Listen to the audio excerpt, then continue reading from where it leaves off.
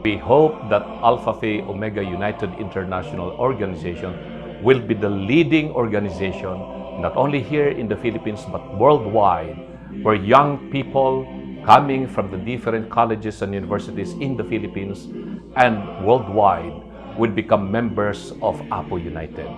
This we hope to achieve with the guiding principles of leadership and friendship and service, and plus our love of God, country, people, and nature, to be the burning fire that will light our torch in carrying these objectives. Of course, this is an organization that I believe will offer a better alternative for members of Alpha Phi Omega, aside from the organization that we used to be part.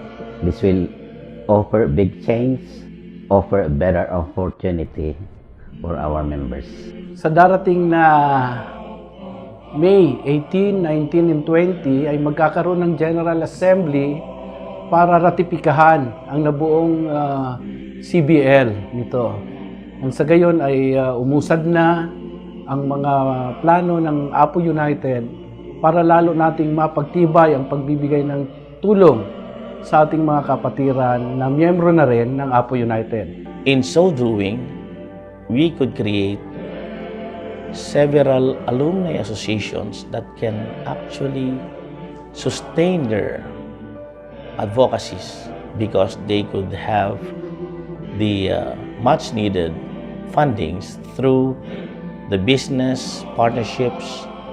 Anyone who would get some business benefits among the business council members should share to the APO United social services.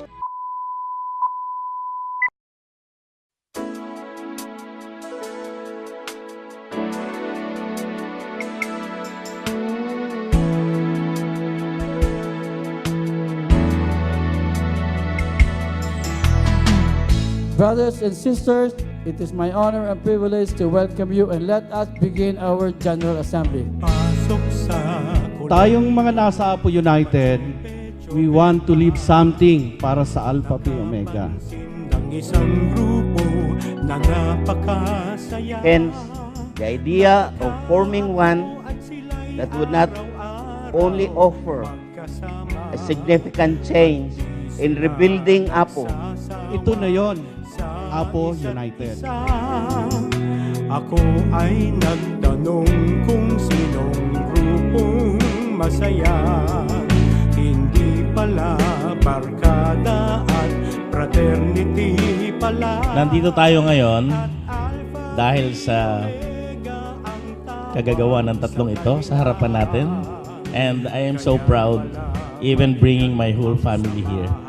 Ako pala, naging pangarap ko na sa APO ay Brothers and sisters, I declare the First General Assembly of APO United International Organization Incorporated open. ako'y APO, pusong APO, isip APO, isigaw mo sa mundo. Ako'y APO. Most of us who have been asking for the answer of the question, how can we be a true APO? Ako ay naglakas loob, sumali sa APO, at napakabigat ng mga dinaanan ko. Subalit sa Lagi nating sinasabi, madali namang maging APO, mahirap magpaka-APO. Pero mas maging mahirap ang maging totoong kapatid na APO. pagmamahal ng brad at sis ay talagang iba. Kahit Pinagmamalaki ko sa aking pamilya na miyembro ko ng APO United. sa takbo Maraming salamat, dear founders, for coming up finally. tunay na kapatiran sa APO ay buhay. Kaya't tayo ngayon maghawak. It is not the number that matters. It is the size of our hearts to serve others and our loyalty to this newly formed organization. Apo, pusong apo, isip apo, nais kong malaman nyo, ako'y apo, purong apo. Let me reiterate that APO United is not designed to replace the mainstream APO, but it will be an organization that will not only remain true to the three APO cardinal principles of leadership, friendship, and service. Ako'y apo,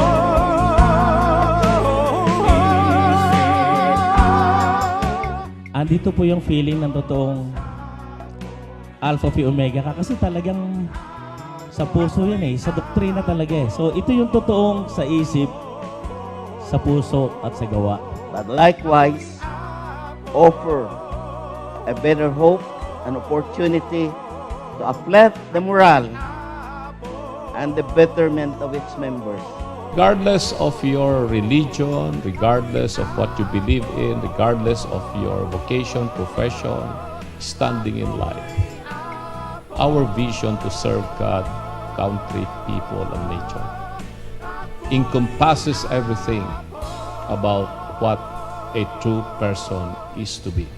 Doon sa naghahangad na magkaroon ng ganito, ito ang isang award na hindi ninyo pwedeng apurahin.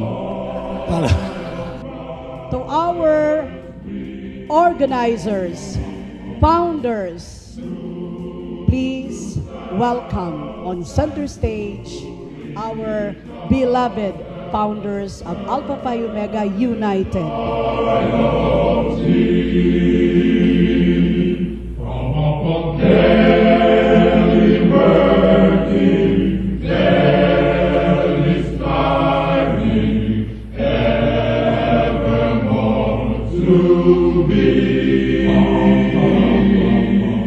For God, for our country, for our people, and for nature, and for APO United. Cheers!